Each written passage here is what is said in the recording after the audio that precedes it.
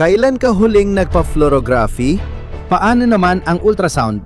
Isipin mo, pumasok ka sa kwarto pero imbes na makina, doktor ang nag-scan sa'yo ng tahimik na para bang nakikita niya ang loob ng katawan mo. Kawili-wiling pangyayari, hindi ba? Kasi ang pag-uusapan natin na yon ay hindi pangkaraniwan. Susubukan nating pasukin ang ikalimang dimensyon. Maaring itanong mo, anong kinalaman dito ng X-ray at ultrasound? Walang dapat ikagulat. Maligayang pagdating sa 5D na realidad, walang dapat ikagulat.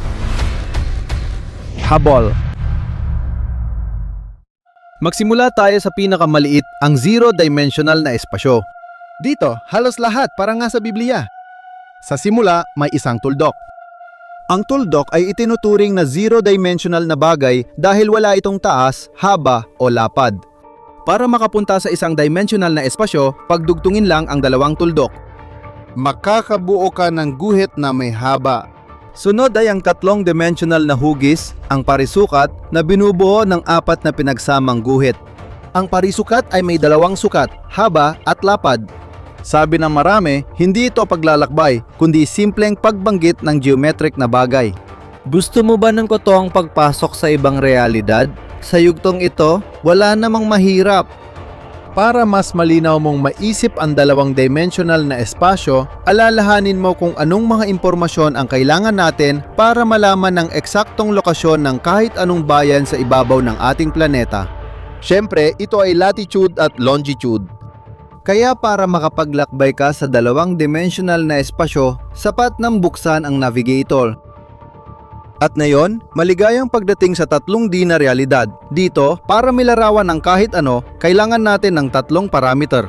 Sa lapad at haba, dinadagdag pa ang taas. Sa ganitong mundo, tayo mismo nabubuhay. Pero heto ang problema. Hindi kayang makita ng tao ang mga bagay sa 3B dahil ganito ang ating paningin. Kung bigla tayong nagkaroon ng superpower, siguradong magugulat tayo kahit sa sariling kwarto lang. Isipin mong nawala mo ang susi mo. Saan kaya sila napunta? Nahulog ba sila sa ilalim ng kama o nasa loob ng drawer? May librong aksidenteng nakatakip sa mga susi? Sa alinman sa mga nabanggit na lugar, agad mong mahahanap ang iyong mga susi kung mayroon kang 3B na paningin. Walang magiging visual na hadlang para sa ganoong tao. Pwede siyang paupuin sa paliparan o medical na sentro bilang kapalit ng scanner o fluorograph dahil nakakakita siya ng lampas sa anumang harang. Gayunpaman, hindi pa ito posible sa ngayon. Pero para matukoy ang lokasyon ng eroplano, naglalagay pa rin tayo ng tatlong parameter. Sa longitude at latitude, dapat idagdag ang altitude ng lumilipad na bagay. Kapag sinama ang oras, nagiging 4 na dimensyon ang modelong ito. Sa puntong ito, malinaw na, habang tumataas ang bilang ng dimensyon, mas maraming impormasyon ang nilalaman ng espasyo. Pero ayon sa quantum physics, hindi lang sa 3 dimensyon umiikot ang lahat. Kaya magpatuloy tayo. Bakit hindi tayo bumalik sa mga geometric na analogy? Matapos ang 2-dimensional na parisukat sa patag, susunod ang 3-dimensional na kubo na may haba, lapad at taas. Ito ang kubo na ginamit natin nung una para buuin ang Mao. Pero pagdating sa tesseract, ang 4 na dimensional na hypercube, malamang hindi natin magagawa yon. Mahirap pa nga itong isipin. Pero susubukan pa rin natin. Para may larawan ang 4 na dimensional na kubo sa 3-dimensional na espasyo, sapat ng gumuhit ng 2 pamilyar na 3D na kubo at pagdugtungin ang mga ito gamit ang mga linya. Nagsisimula ang kakaibang pangyayari kapag umiikot na ang tesseract. Nasaan ang ikalimang dimensyon sa geometrikong anyo nito? Ipakikilala ko, ito ang 5-dimensional na kubo o pentagraph na may 32 na tuktok, 80 na gilid at ganoon din karaming mga muka. May 40 karaniwang kubo at 10 tesseract dito sa 5-dimensional na espasyo. Bawat punto ay maaaring lagyan ng 5 magkakaperpendikular na tuwid na linya. Isipin ninyo ito kung kaya ninyo. Ilagay muna natin sa tabi ang geometria at pag-isipan kung paano ito sa totoong buhay. Balikan ulit natin ang tesseract. Tesseract, mga 3D na kubo na magkakasunod at pinagdugtong ng mga linya. Ibig sabihin kung iisipin natin, madali nating mapapansin na parang aninulang ng isa ang isang kubo. Anong makikita sa 5-dimensional na espasyo? Kung susundan natin ang lohikang ito, ang 5D ay ang bakas ng perpendicular na paggalaw ng 4 na dimensional na espasyo sa 5 magkaibang direksyon. Makatuwiran na ang mga pangyayari sa maraming patong na mundo ay nagkakaapekto sa isa't isa. Ibig sabihin, kung may mangyari sa ikalimang dimensyon, mararamdaman din natin. Dahil kasama rin sa nakasanayan nating realidad ang mga mundong may 1 at 2 dimensyon. Paano natin maiisip ang sarili sa 4 o 5 dimensyong mundo? Kasing hirap nito na parang isang naninirahan sa 2 dimensyong realidad ang susubukang paikutin ang isang parisukat, iniisip na ito ay isang kubo. Paano mo ito gagawin kung 2 coordinate lang ang meron ka? Hindi rin natin alam kung saan eksaktong umiikot ang tesseract o pentaract. Anong mga parameter ang nadadagdag bukod sa taas, haba at lapad? Nasaan ang mahiwagang ika-4, ika-5 orthogonal na axis na yon? Ang utak ng karaniwang tao ay hindi lang basta tumatangging maniwala sa ganito. Itinanggi niya ang mga ilusyon na ito bilang kalokohan. Hindi ibig sabihin na kung ano ang di natin maintindihan o makita ay hindi umiiral. Ipinahiwatig ng mga siyentipiko kung ano ang posibleng ika-4 na sukat bukod sa 3 pamilyar sa atin. Ano sa tingin ninyo? Saang ika-4 na direksyon umiikot ang tesseract? Ito ay ang pagkakapasok, ibig sabihin ay ang kakayahan ng isang espasyo na makapasok sa isa pang espasyo. Ibig sabihin, pwede nating makita ang ilang bagay mula sa ika-4 o ika-5 dimensyon. Pwede rin tayong makapasok doon. Sa kasamaang palad, hindi lahat ay simple. Tandaan ang napag-usapan natin sa mga katangian ng paningin. Sa zero-dimensional na espasyo, tuldok lang ang nakikita ng naninirahan gaya rin sa one-dimensional na mundo. Ang mga bagay na abot ng kanyang persepsyon, ibig sabihin, sa isang bahagi ng linya. Ang taong ang universo ay pataglang ay makikita lang ang bakas ng 3-dimensional na bagay. Ganoon din ang mga tao, katulad ng mga nilalang sa ibang mga espasyo, maaari lamang nilang makita ang mga anino ng mga bagay o nilalang mula sa ika-4 at ika-5 dimensyon, ngunit hindi ang kanilang tunay na anyo. Hindi ito pinapayagan ng mga katangian ng ating paningin. Alam mo ba kung ano ang advantage ng mga nakatira sa mataas na dimensyon sa mga nasa mababa? Pinapapayagan silang labagin ang batas ng pisika sa mga banyaga at di gaanong maunlad na mundo. Halimbawa, madaling makakalabas ang pusa ni Schrödinger sa kahon kung ang nagkulong ay mga naninirahan sa 2 dimensyon. Bakit? Kasi walang pwedeng maging kahon doon, puro mga guhit lang. Kung ganon, malalaman natin kung buhay o patay siya. At ang mental na eksperimento ay siguradong babagsak. Ngunit ito ay pananaw sa mga katangian ng ika-4 at ika-5 dimensyon ayon sa physical at geometrikong batas. Gayunpaman, maari mo rin itong tingnan mula sa ibang anggulo, ang enerhetiko. Gusto mo ba ng halimbawa? Pakiusap! May opinyon na sa ika-4 na dimensyon, nagsasama ang spiritual at material na bahagi. Sa ngayon, ang tao ay alinman ay nalulubog sa habulan ng mga materyal na bagay o kaya ay lumulubog sa espiritualidad at sa totoo lang, isinasara ang sarili mula sa mundo. Sa ika-4 na dimensyon, magkakaroon ng balanse sa mga larangang ito. Ibig sabihin, ang mga tao o iba pang nilalang sa perpektong mundong ito ay magiging mas masaya. Hindi kami magbubuo ng malalayong konklusyon. Maraming anti-utopia ang nagpapakita ng kabaligtaran. Kung lahat ay parang bahaghari sa ika-4 na dimensyon, ano kaya ang naghihintay sa atin sa ika-5 dimensyon? Banggitin natin ang ilang teorya. Ayon sa isang teorya, sa ika-5 dimensyon, magagawa ng tao na magpagaling at magpabata ng sarili, baguhin ang estruktura ng selula, makialam sa DNA at paganahin ang mga programang pampahaba ng buhay. Kaya pala, dito sana humanap ng eliksir ng kabataan ang mga sinaunang alkemista. Pwede namang magpalagay ng kahit ano. Lahat ng hypothesis may sariling interes, pero sa ngayon, wala pang tiyak na impormasyon. Minsan nakakainis din. Parang ang sangkatauhan ay nasa isang 3D na kulungan at hindi makalabas mula rito. Totoo bang habang buhay tayong ikinulong sa mundong may 3 koordinado lang? O baka hindi rin ito masama? Isipin mo, paano kaya kung biglang magsimulang magbago ang mundo natin papunta sa 4D na anyo at biglang magkaroon ng isa pang koordinado, isang hindi natin alam? Hindi namin alam sa inyo, pero kami hindi pa talaga handa rito.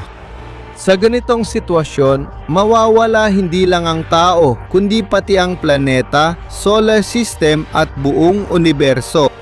Magbabago sila ng buo, parang puzzle na binuwag at pinalitan ng iba. Magbabago ang orbit ng mga planeta.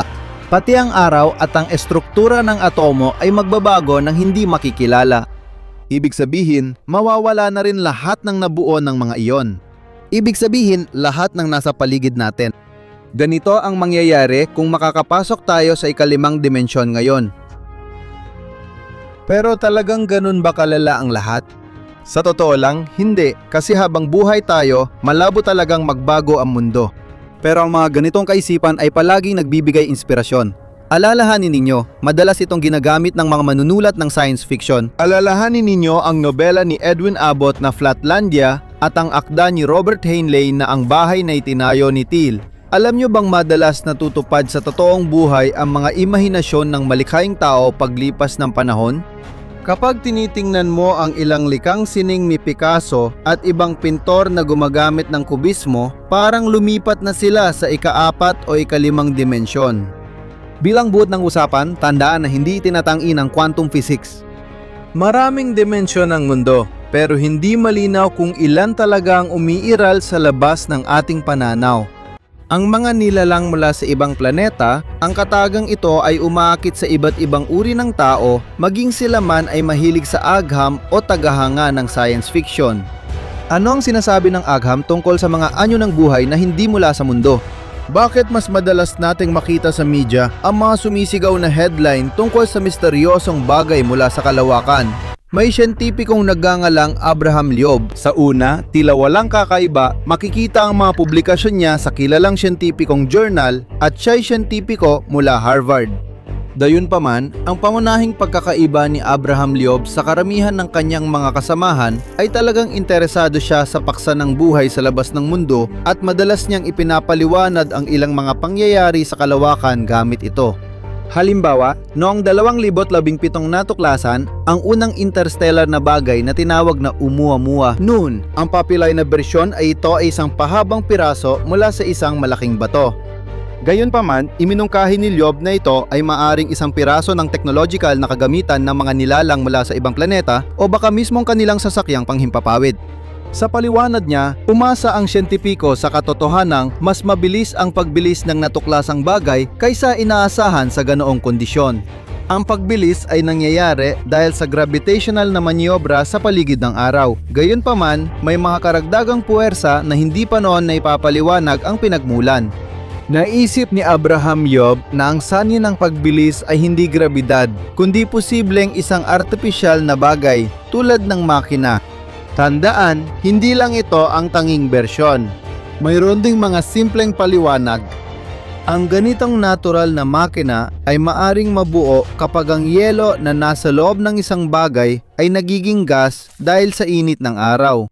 Karaniwan na itong nangyayari sa mga kometa. Pero ang totoo, sa kaso ni Oumuamua, walang ganitong mga proseso na napansin. Walang duda, maari itong magbigay ng ideya na tama nga si Abraham Loeb sa kanyang mga paliwanag. Gayunpaman, hindi natin dapat umasa lang sa bersyong ito. Maaring hindi nakuha ng ating kadamitan ang prosesong yon, kaya hindi natin ito napansin. Mayroon ding ibang mga bersyon ng nangyari. Sa komposisyon ng Oumuamua at mga katulad na bagay, may sapat na malaking bahagi ng yelong tubig. Bunga ng epekto ng mga kosmikong sinag, nabuo ang hydrogen sa loob ng bagay.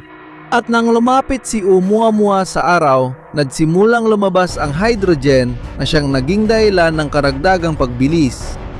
Oo, wala pa ni isa sa mga teorya ang napapatunayan. Marami pang kailangang linawin.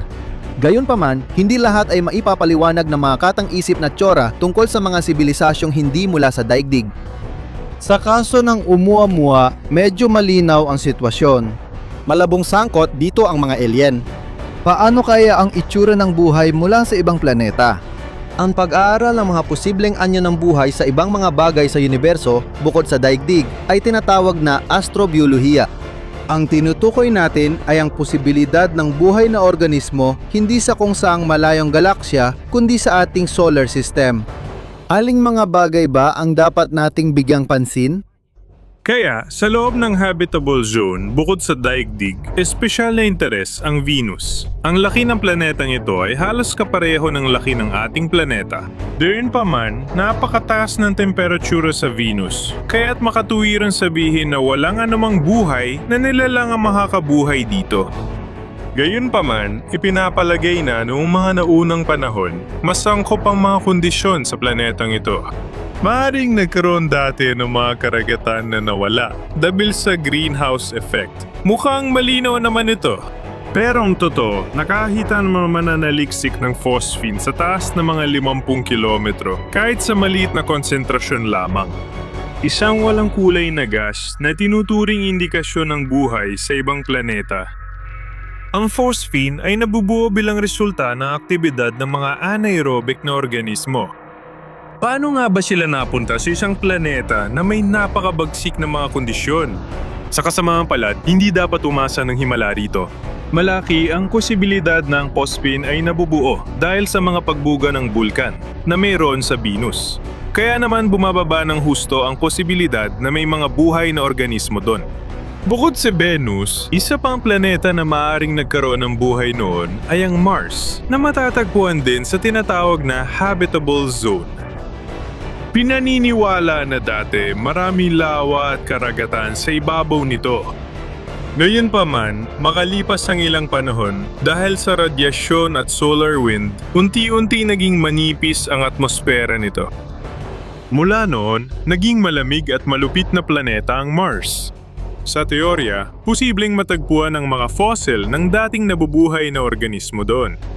Phosphine ang natuklasan sa atmosfera ng Venus, habang methane naman sa Mars. Ang pagbuo ng methane ay maaaring dulot ng reaksyon ng tubig sa kapaligiran o metabolismo ng iba't ibang organismo. Posible na may ilang pinakapayak na anyo ng buhay na maaari naninirahan sa mga panloob na bahagi ng planeta. Ano man ang totoo, marami pa tayong kailangang tuklasin. Huwag ninyong isipin na puro tungkol sa mga planeta lang ang pag-uusapan natin. Maaring may buhay na organismo sa mga buwan ayon sa haka-haka. Halimbawa, ito ang buwan ng Jupiter na Europa. Ang buwan ay natatakpan ng makapal na yelo. Maaring may karagatan ng likidong tubig sa ilalim ng yelo. Sa Europa, dahil nauhugasan ng karagatan ang mineral na compound mula sa bato ng buwan, maaaring naroon din ang mga sangkap na kailangan ng mga hypothetical na organismo.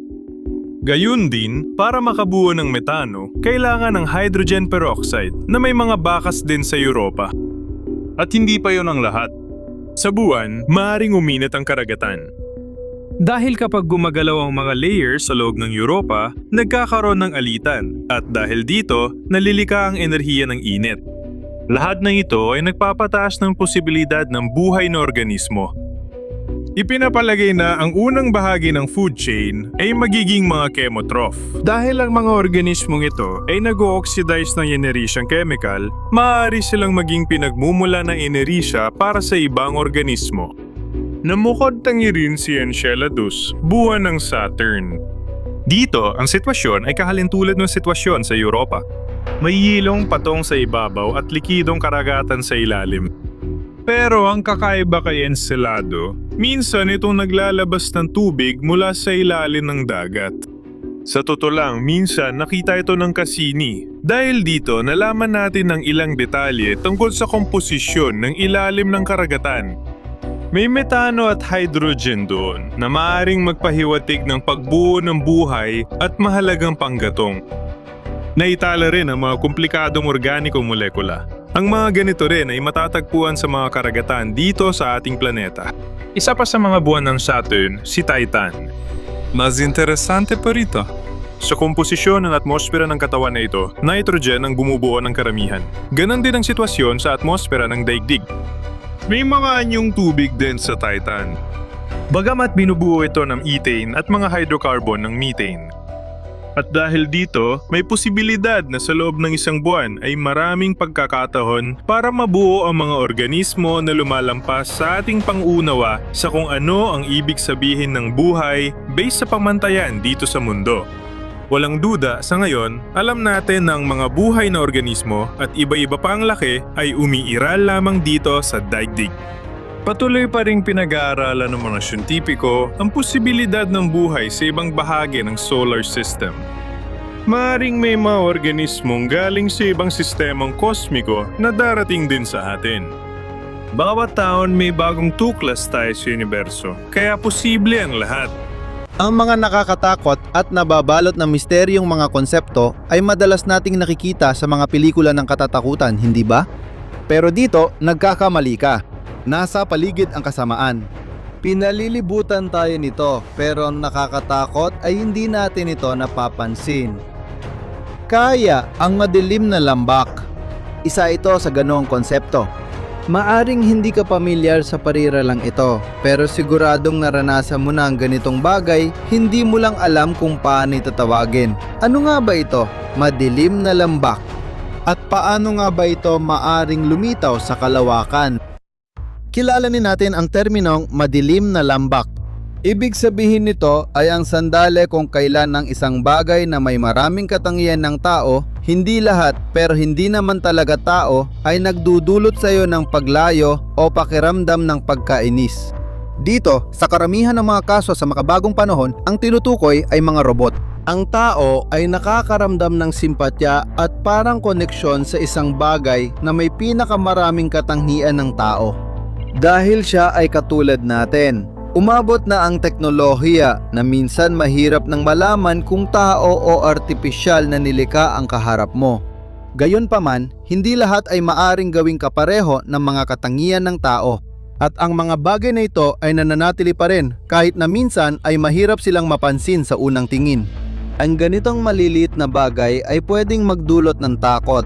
Napupunta tayo sa Uncanny Valley kapag may nakikita tayong mukhang tao pero napapansin ng utak natin ang mga kakaibang katangiang hindi normal sa tao.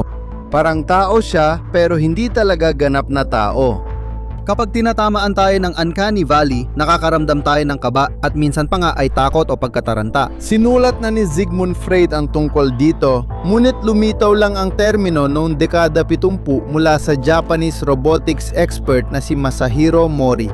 Tinawag ng siyentipiko noon ang epekto na dulina ng nakakatakot. Noong 1978 lumitaw na ang pamilyar sa ating termino na nakakatakot na dulina sa isang artikulo na pinamagatang Mga Robot. Mga katotohanan, katang-isip at mga hula. Si Mori naman, sa pag-aaral ng epekto ng nakakatakot na dulina, ay napansin na habang mas maraming katangiang makatao ang isang robot, mas maraming positibong emosyon ang mararamdaman ng tao para dito. Gayunpaman, ang magandang impresyon sa robot ay hindi tumatagal at napapalitan ng paglayo o pagtanggi. Mas mataas ang pagkabahala sa ganitong kaso kapag mas makatao ang robot. Habang nagsasaliksik, gumawa si Mori ng graph na mas malinaw na nagpapakita ng sitwasyon. Makikita ninyo ang mga bagay na nagpapakita ng kanilang kaakit-akit at pagkakahawig sa tao. Dito, nakatala ang mga bagay tulad ng mismong tao, robot na manika, prostetikong kamay at stuffed na hayop. Kung titignan ninyong mabuti ang graph, mapapansin ninyo ang ganitong trend.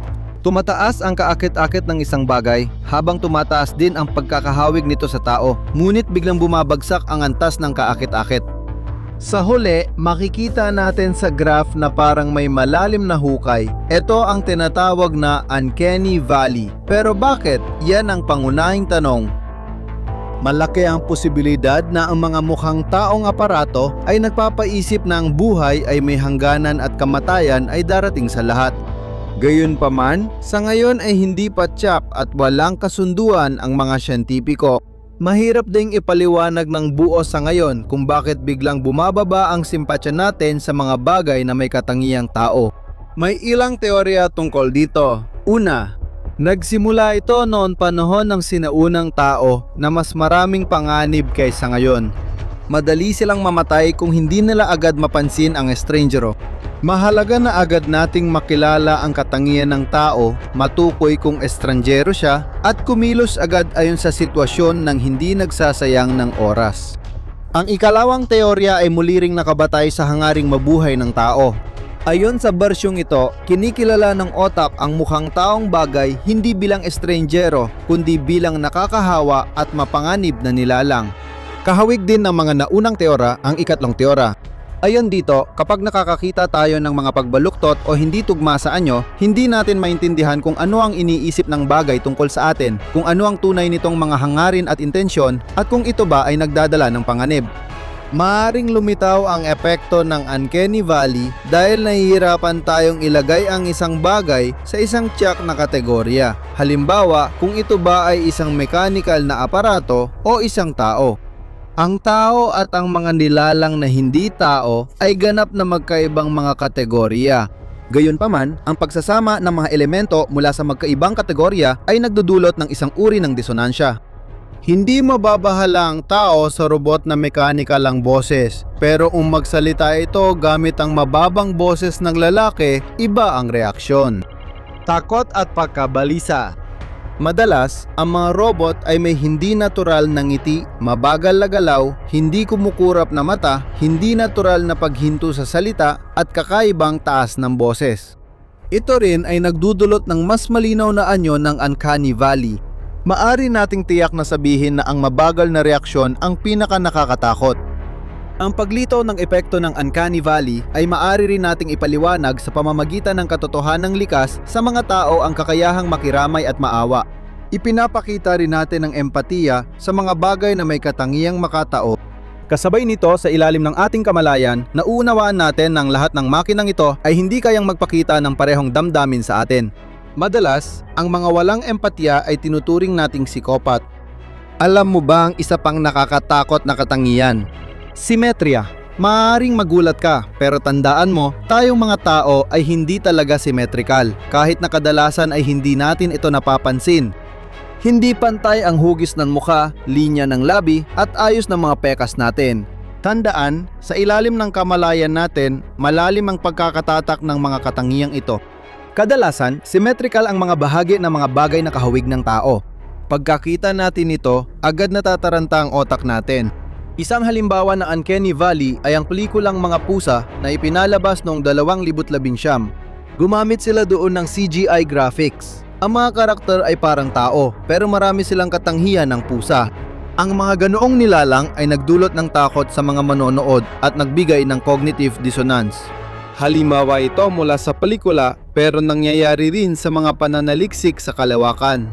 Halimbawa, ang mga modelong tao na sumusubaybay ng datos sa paglipad ng sasakyang pangkalawakan ay maaaring magdulot ng matinding takot sa mga kasamahan.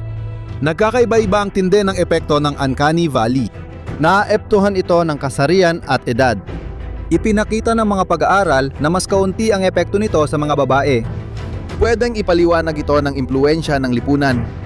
Mayroon tayong stereotype na ang mga babae ay dapat mas may empatiya. Sa edad naman, ang mga batang wala pang 6 na buwan ay bihirang maapektuhan ng uncanny valley. Kaya kailangan pa nating alamin kung anong papel ang ginagampanan ng mga panlipunang paniniwala dito.